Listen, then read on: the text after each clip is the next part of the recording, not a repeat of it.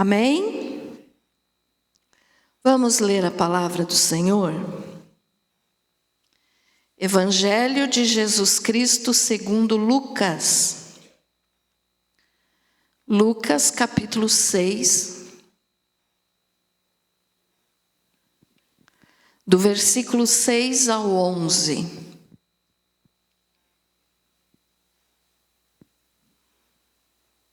Graças a Deus.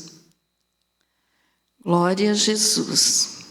Diz assim a palavra de Deus: o homem da mão ressequida.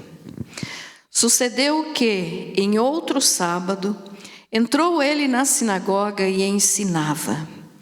Ora, achava-se ali um homem cuja mão direita estava ressequida. Os escribas e os fariseus observavam-no, procurando ver se ele faria uma cura no sábado, a fim de acharem de que o acusar. Mas ele, conhecendo-lhes os pensamentos, disse ao homem da mão ressequida: levanta-te e vem para o meio. E ele, levantando-se, permaneceu de pé. Então disse Jesus a eles: que vos parece? É lícito no sábado fazer o bem ou o mal? Salvar a vida ou deixá-la perecer? E fitando todos ao redor, disse ao homem: estende a mão. Ele assim o fez, e a mão lhe foi restaurada. Mas eles se encheram de furor e discutiam entre si quanto ao que fariam a Jesus. Querido Jesus, que esta palavra seja para a tua glória. Amém. Pode se assentar. Graças a Deus. Muito bem, meus amados, vamos entender um pouquinho melhor então sobre esse texto. Eu sei que você já leu esse texto, já pode ter ouvido mensagens a respeito disso, desse texto, mas vamos entender um pouquinho mais hoje. Então veja só, aqui nós lemos que o Senhor Jesus entrou em um sábado numa sinagoga e ali ele ensinava. A sinagoga, irmãos, era o lugar onde os judeus se reuniam para ler os textos bíblicos. E Jesus sempre ia, então, nas sinagogas, para ensinar a palavra. E nesse dia que Jesus entrou aqui nessa sinagoga, era um sábado. E os fariseus, então, sempre procurando motivo para acusar Jesus, para condenar Jesus de que ele estava fazendo alguma coisa errada. Então, eles sempre estavam ali perturbando a Jesus, Mas o Senhor nunca caiu em contradição. O Senhor sempre tinha a resposta certa para eles.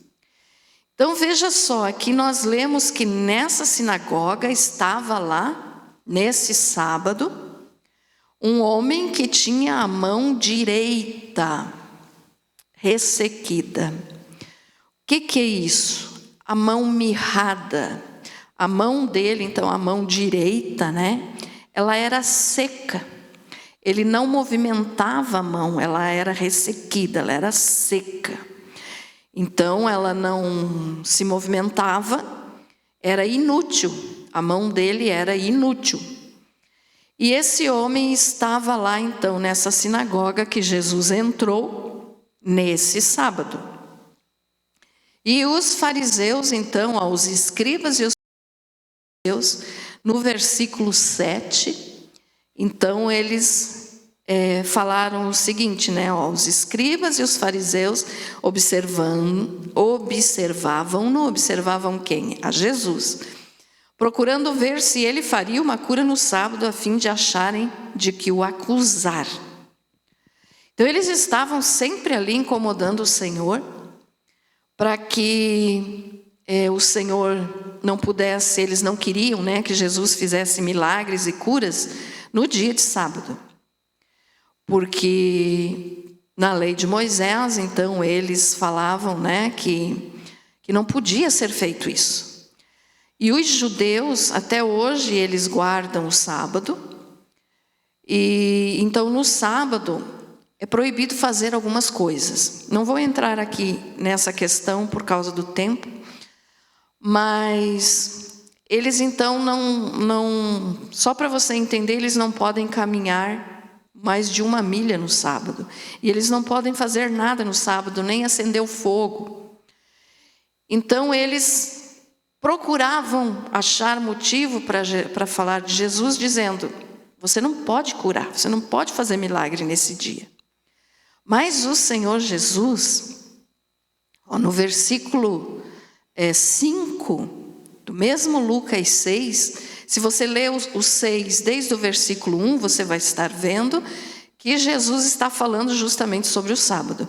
E no versículo 5, disse ali Jesus falando, o Filho do Homem é Senhor do sábado.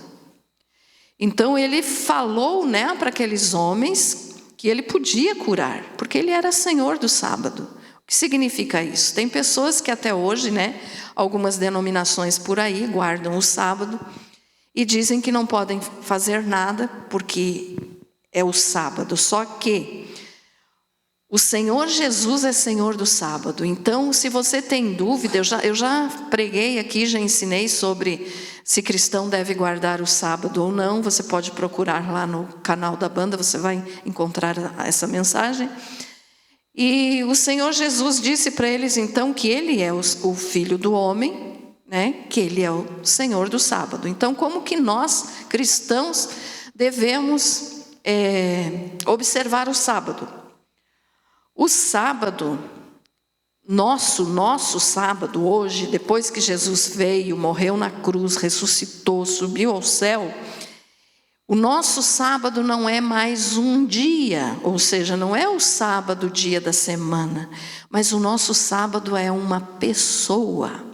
Que pessoa é essa? O próprio Jesus.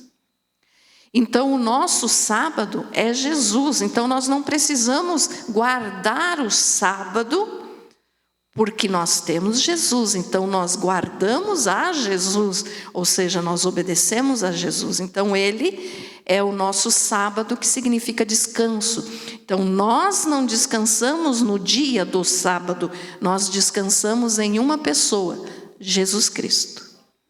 Amém? Então, Jesus é essa pessoa que nos dá descanso. E então os fariseus, né, e os escribas, eles sempre queriam contrariar isso, e eles olhando se Jesus ia curar o homem da mão seca, da mão ressequida. E no versículo 8 diz: mas ele, Jesus, conhecendo-lhes os pensamentos, disse ao homem da mão ressequida: levanta-te e vem para o meio. E ele, levantando-se, permaneceu de pé. Então Jesus sabia o que aqueles homens estavam pensando, que queriam pegar ele em contradição, que queriam falar que ele estava errado. E conhecendo então os pensamentos, o coração daqueles homens, ele mandou que aquele que tinha a mão mirrada se levantasse da onde ele estava sentado e se colocasse no meio de quem? Do povo que ali estava no meio da sinagoga.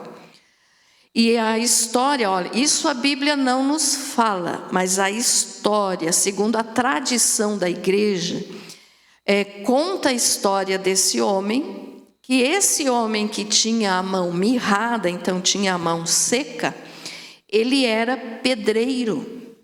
Olha só, irmãos, vou repetir, isso não está na Bíblia, isso é a história, a tradição que conta que esse homem era pedreiro. Então eu não posso afirmar para você, mas a tradição fala, provavelmente ele fosse realmente um pedreiro.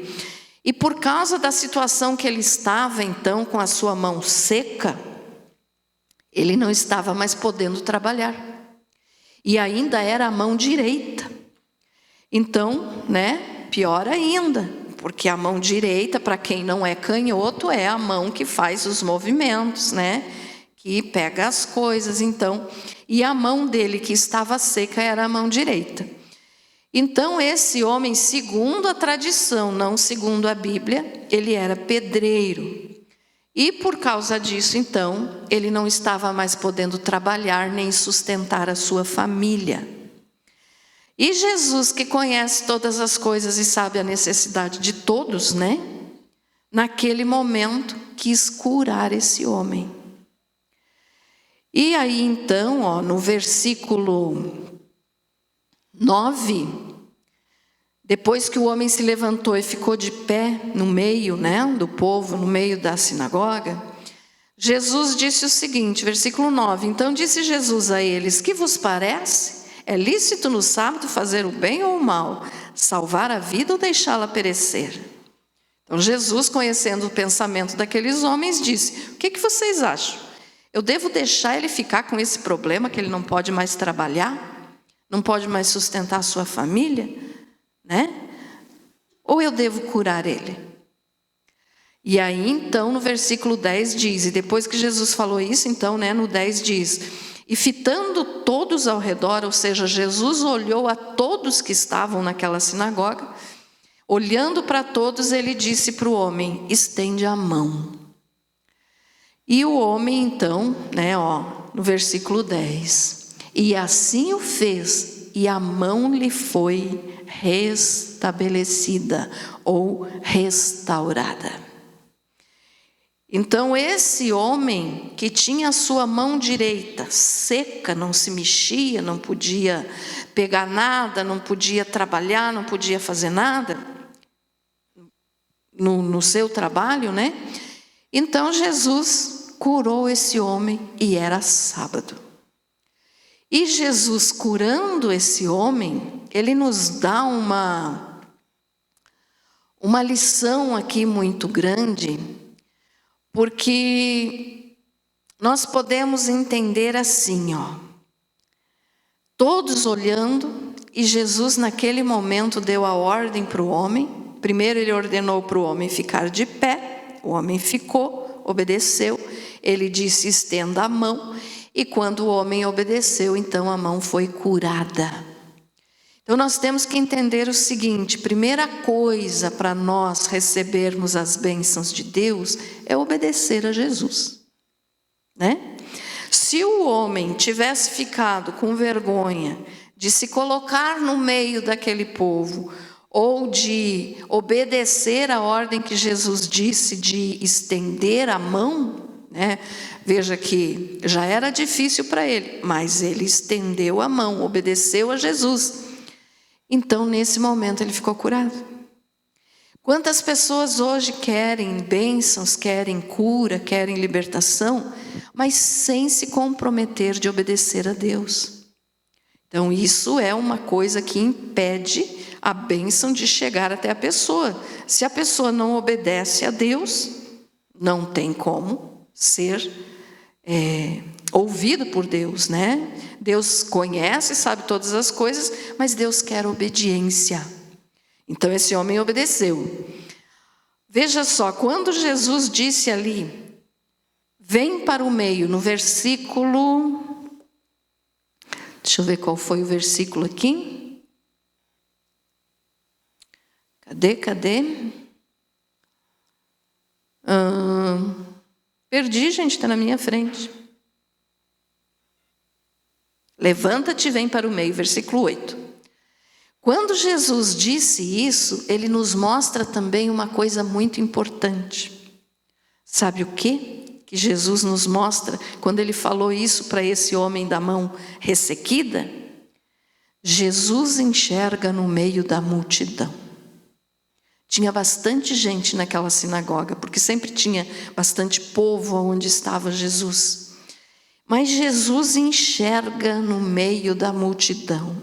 O que significa isso e por que isso é importante para nós? Veja só, nós estamos aqui nesse mundo, e no mundo a população hoje está praticamente em 8 bilhões de pessoas. É muita gente, não é? É muita gente. Mas Jesus enxerga no meio da multidão. Ele enxerga você. Ele enxerga eu. Ele nos enxerga. Nós podemos estar assim num lugar muito cheio que não dê nem de se mexer. Mas Jesus te enxerga. Ele sabe a tua dor, Ele sabe o teu problema, Ele sabe a tua necessidade, Ele sabe do que você está precisando naquele momento. Assim como Ele fez com esse homem aqui. Então Ele chamou o homem para o meio da multidão, porque Ele enxergou aquele homem. Ele enxergou, o homem não pediu para Ele: Jesus, eu estou aqui, eu quero ser curado. O homem não pediu, Ele foi até o homem e disse que queria curar. Então, quantas são as vezes que a gente pensa assim: é muita gente no mundo, Deus não dá a mínima para mim, Deus nem sabe que eu existo, acho que Deus nem ouve a minha oração. Não é verdade. Quem quer que a gente pense assim é o diabo. Mas Jesus nos enxerga. Você é a pessoa menos importante da tua família? Jesus te enxerga. Porque às vezes a gente se considera, né? Eu tenho uma família, meus irmãos são isso, são aquilo, são doutores, são isso, são aquilo. Eu não sou nada. Jesus te enxerga. Mesmo nós não sendo nada. Nós não somos nada sem Deus. Mas diante de Deus nós somos todos iguais.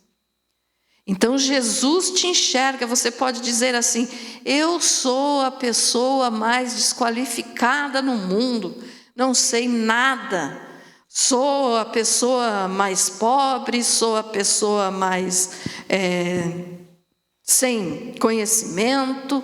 Não importa, para Deus isso não importa. Ele te enxerga. Mas Ele enxerga também aquele que é um doutor, aquele que tem muito diploma na parede. Ele enxerga aquele que tem muito dinheiro. Mas vai da pessoa querer obedecer a Ele. Se o homem aqui da mão seca não tivesse obedecido, ele não teria sido curado. Então Jesus nos mostra, né, que Ele nos enxerga.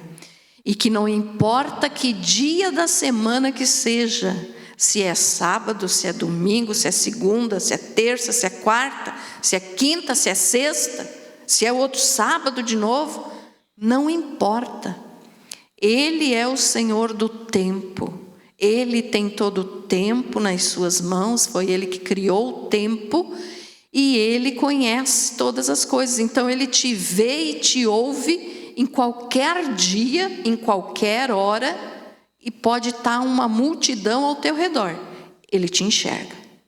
Basta você ter um coração obediente a Ele. Amém? Então nunca permita que o inimigo coloque assim, nas tuas ideias: você não vale nada, você não presta, Deus não te ama. Pelo contrário, você é precioso para Jesus. E Ele te ama, e Ele te ouve, e Ele quer te ajudar. Ele quer e Ele vê você lá no meio da multidão. Ah, pastora, mas e se eu estiver sozinho num lugar, Jesus me vê também? Claro que sim. Não importa, se Ele enxerga no meio da multidão, quanto mais se nós estivermos sozinhos. Não é verdade? Como assim sozinhos? Porque Jesus disse que quando nós formos orar, é para nós entrarmos no nosso quarto e sozinhos falar ao nosso Pai. Fechar a porta do quarto e falar ao Pai. Então, seja no meio de uma multidão, ou seja sozinho lá no teu quarto, lá na tua casa, lá no teu banheiro. Às vezes as pessoas estão no trabalho, né? Não podem se ajoelhar ali na frente dos outros, mas está precisando falar um pouquinho com Deus, vá no banheiro do teu trabalho, meu irmão. E lá no banheiro fale com Deus. Ele vai te ouvir a mesma coisa. Ah, mas num banheiro, e daí? O que tem? Qualquer lugar. Estou no meio da rua, estou caminhando, estou falando com Deus, Ele está me vendo. Então não importa o lugar, nem a hora, nem a situação que você esteja, Jesus te enxerga. E outra coisa que muito importante que o Senhor nos ensina aqui, é que esse homem estava com a mão ressequida, né? Mas aqueles que estavam procurando condenar a Jesus por curar no sábado, estavam com o coração ressequido, coração duro, coração seco, né? Então por isso eles estavam criticando Jesus. Então o coração seco. E hoje, né, existe muita gente de coração mirrado ou seco, que não crê e que não obedece a Deus. Então Jesus queria poder curar o coração seco daqueles homens que estavam criticando ele, do mesmo jeito que ele curou a mão do homem. Mas ele não pôde. Por quê? Porque os homens não criam nele. Então muita gente hoje, nós estamos vivendo uma época, irmãos, onde a igreja, não falando de denominação, mas a igreja no geral, a igreja está com o coração seco, duro, ressequido, porque não gostam de obedecer a Deus. Porque se tem que fazer uma coisa que essa pessoa não quer e Deus está pedindo para fazer, não, é muito difícil para mim. Então não pode receber o que Deus tem para dar. Então hoje nós estamos vivendo uma época na igreja que a maior parte das pessoas estão com o coração ressequido, igual aquele homem que tinha a mão seca. Em vez da mão, é o coração. E o que isso faz, né? Com que a palavra de Deus não entre nesse coração e essa pessoa não venha a obedecer. Então muitos hoje frequentam uma igreja, querem ser curados, querem a bênção de Deus, mas não querem obedecer a Deus. Como que vai ser curado? Como que vai ser liberto? Como que vai receber as bênçãos do Pai se não obedece? Né? E quando Jesus chamou ali o homem da mão ressequida para ir para o meio, o que ele estava fazendo para aquele homem ali é que ele deveria confessar publicamente a sua incapacidade e a sua dependência de Deus. Então aquele homem fez isso e foi curado e liberto. Então o que Jesus quer de nós hoje é que nós possamos nos levantar no meio. O que é isso? Se manifestar como verdadeiros cristãos, não importa o lugar que a gente esteja. Nunca se envergonhar do Senhor, nunca se envergonhar de Jesus, para que nós possamos ter Ele na nossa vida como realmente Senhor e Salvador. Então olha só, o homem foi para o meio. Quando ele foi para o meio, ele estava confessando publicamente que ele era um miserável, um incapacitado, que não podia mais nem trabalhar e que dependia totalmente de Deus. É o que as pessoas hoje que estão com o coração seco devem fazer. Confessar a Deus a sua miserabilidade, dizer não sou nada sem o Senhor, para que Deus possa mudar esse coração. Vamos ler um versículo aqui, Ezequiel 36, 26.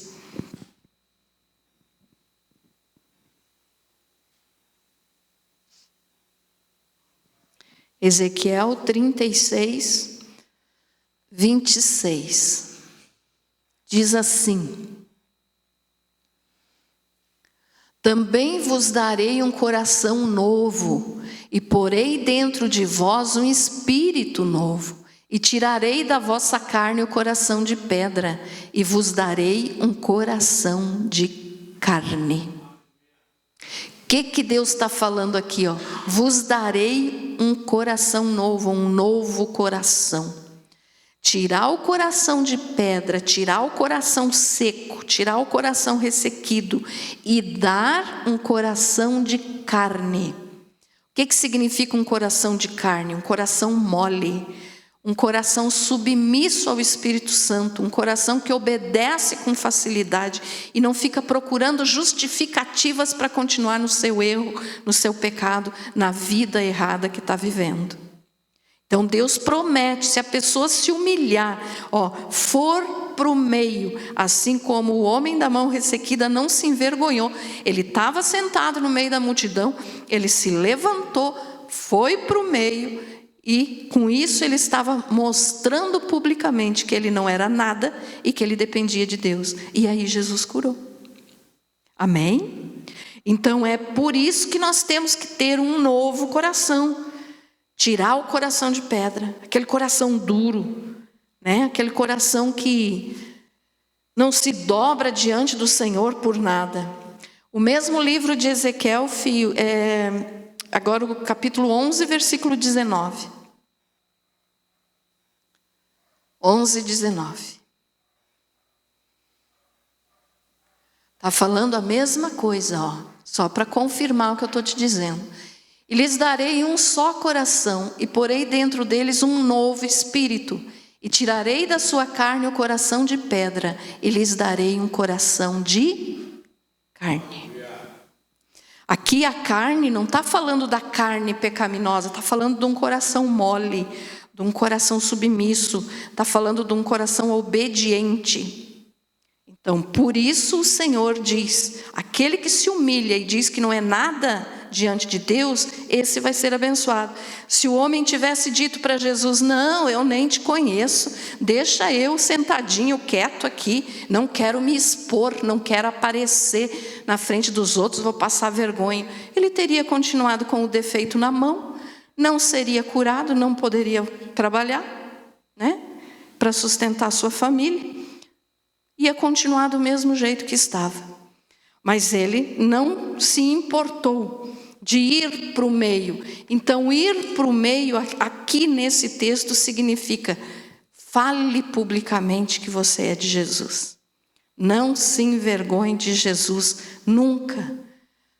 Na frente de ninguém e nem em em nenhum lugar. Nunca se envergonhe de Jesus. Sempre demonstre que você é obediente a Deus e seja realmente obediente a Deus. Lucas 9, 26.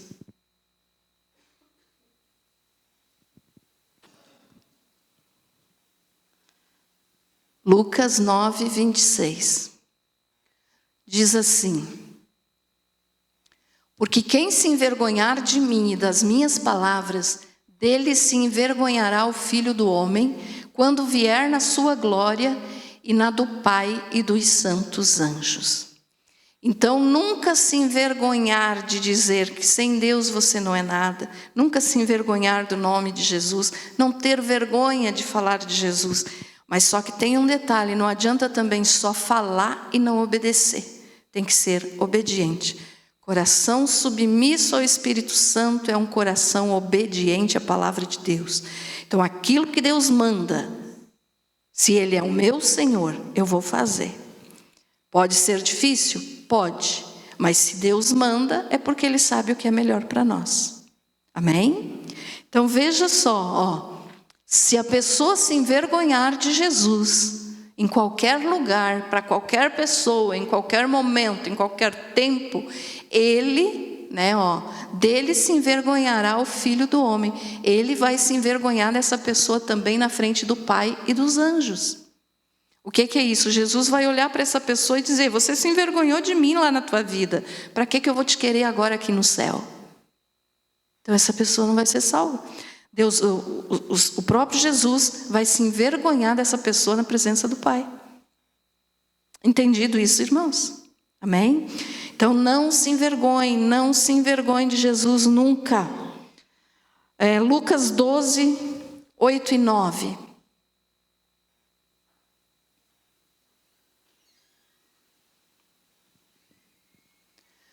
E digo-vos que todo aquele que me confessar diante dos homens, também o Filho do Homem o confessará diante dos anjos de Deus.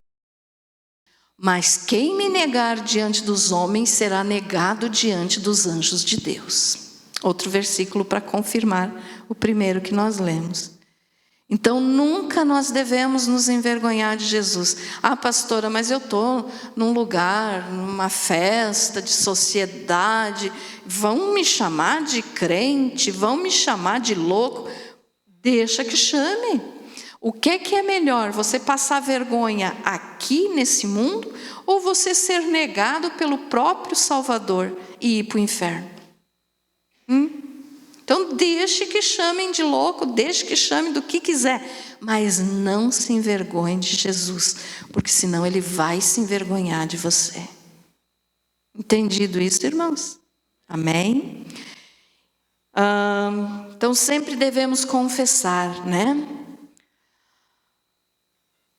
O outro versículo aqui que nós podemos ler, tem mais 3, mas eu vou ler só mais um, porque eu quero ler depois 2 salmos. Então, João 5,14.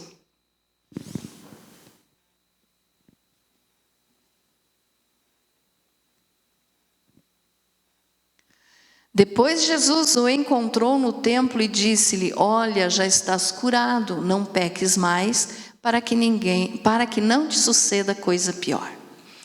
Veja só, a pessoa foi curada por Jesus e recebeu, né, uma bênção, um milagre maravilhoso. Mas Jesus diz assim: não peques mais. Como assim, pastora, que eu não vou mais pecar se eu sou pecador? Quando Jesus disse não peques mais, Ele estava dizendo não viva na prática do pecado. Então a pessoa recebe uma cura, recebe a bênção de Deus e depois volta a fazer tudo o que fazia antes. Aí Jesus diz o quê? Não peques mais, para que não te suceda coisa pior. Então, se a pessoa recebeu uma cura, viva na presença de Deus agora, porque senão pode acontecer uma coisa pior do que o que ela recebeu a cura, por causa do pecado. Somos pecadores, mas com uma diferença muito grande de a pessoa que já aceitou Jesus como Senhor e Salvador, ela não tem mais a natureza pecaminosa. Ela é um pecador porque é descendente de Adão, mas não vive mais na prática do pecado. Então, quando a pessoa volta atrás e faz de novo tudo o que fazia antes, né? Essa pessoa está vivendo na prática do pecado. E aí, não adianta ser curado por Jesus e ir curado para o inferno. O que adianta? Né? Então, nesse exato momento no inferno, tem muita gente que enquanto estava viva foi curado, recebeu uma cura, recebeu uma bênção, recebeu uma libertação, mas depois não obedeceu, foi para o inferno. Então, o que adianta, né? Então, Jesus diz, não peques mais. Não peques mais. Ou seja, vigie para não pecar. Um dia ou outro, todo ser humano vai pecar. Mas nós não vivemos mais na prática do pecado. Porque se nós vivêssemos na prática do pecado, o Espírito Santo não poderia habitar em nós. E a palavra de Deus nos diz que nós somos o templo do Espírito Santo. Então, se nós somos o templo do Espírito Santo, é porque Ele mora em nós. Então, o Espírito Santo não mora numa pessoa que não tem uma nova natureza. O Espírito Santo não mora num coração que ainda não foi perdoado por Deus. Então, guarde bem isso. Somos pecadores, porque somos descendentes de Adão, somos seres humanos. Mas já somos pecadores redimidos. Então, por sermos pecadores redimidos, nós temos a presença do Espírito Santo. Nós temos nova natureza. Aquela pessoa que ainda não nasceu de novo, ela não tem o Espírito Santo. Às vezes você assistindo um jornal, um noticiário, alguma coisa, você vê uma notícia lá terrível que você diz, como que uma pessoa, um ser humano pode fazer isso? Sabe por quê? Porque aquela pessoa não tem nova natureza, então não tem o Espírito Santo.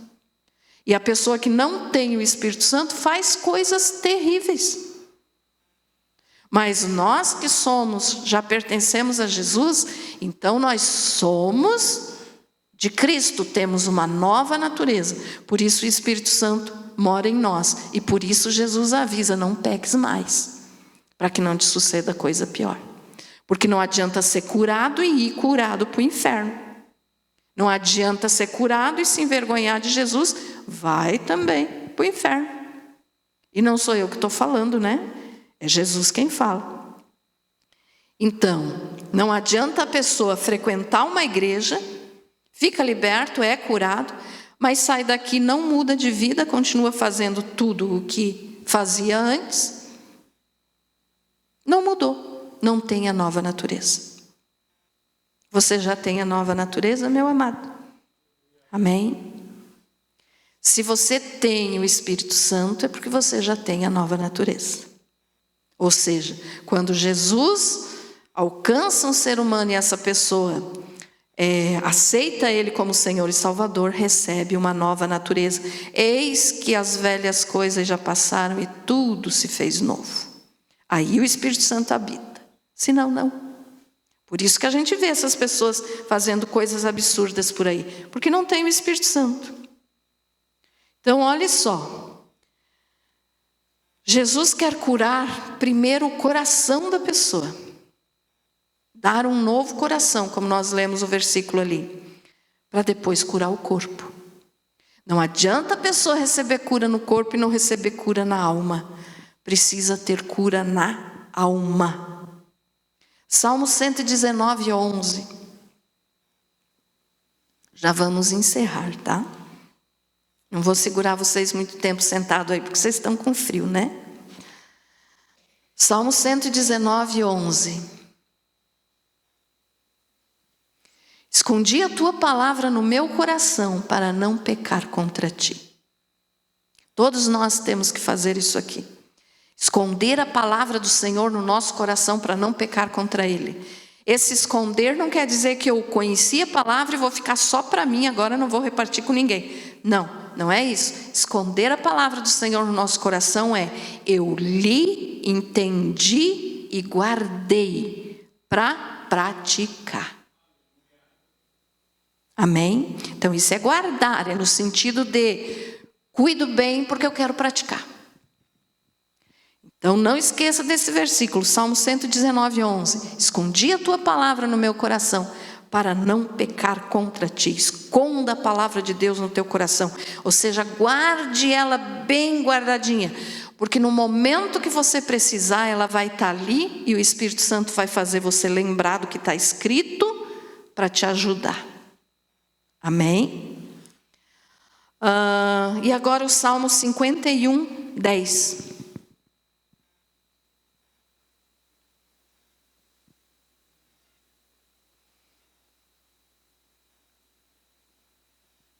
Diz assim, cria em mim, ó Deus, um coração puro e renova em mim um espírito estável, ou em algumas versões um espírito inabalável. O que significa isso? Cria em mim, ó Deus, um coração puro. Senhor, que o meu coração seja puro, obediente, submisso a Ti. O nosso coração, irmãos, tem outro versículo que diz, guarda, sobre tudo que se deve guardar, guarda o teu coração. Porque é daqui que procede tanto as coisas boas quanto as coisas ruins. Então guarde o teu coração e a palavra de Deus dentro do teu coração, para você não pecar contra Deus. E ali o salmista está dizendo, né? O rei Davi está dizendo, cria em mim, ó Deus, um coração puro e renova em mim um espírito estável ou inabalável. Quer dizer, um espírito que não mude, um espírito firme em Deus. Eu sou de Deus, amém e pronto. Não vou mudar. Amém? Graças a Deus. E só mais um versículo então, para terminarmos, Provérbios 4, 23.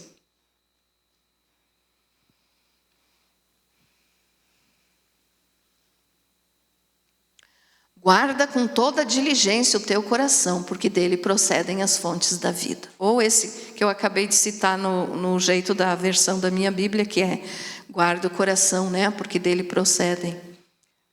Guarda bem o teu coração, porque dele procedem as fontes da vida eterna, ou da vida. Então guarde o teu coração. E não se envergonhe de Jesus. E vá para o meio. Como assim, pastora? Vá para o meio. Aonde você estiver, mostre que você é de Jesus. Assim como o homem da mão mirrada foi para o meio, não se envergonhou e teve a sua mão curada. Imagine que cena maravilhosa que foi, né, irmãos? O homem ali com a mão seca, sem mexer. Jesus diz: estenda a mão, e a mão dele começa a se abrir. E ele começa a mexer a sua mão. Milagre, né? Então, os milagres que Jesus fez, todos foram maravilhosos. E esse foi um deles. Então, coisas que Deus faz quando a pessoa é obediente a Ele. Amém, meus amados? Você foi abençoado com essa palavra? Graças a Deus.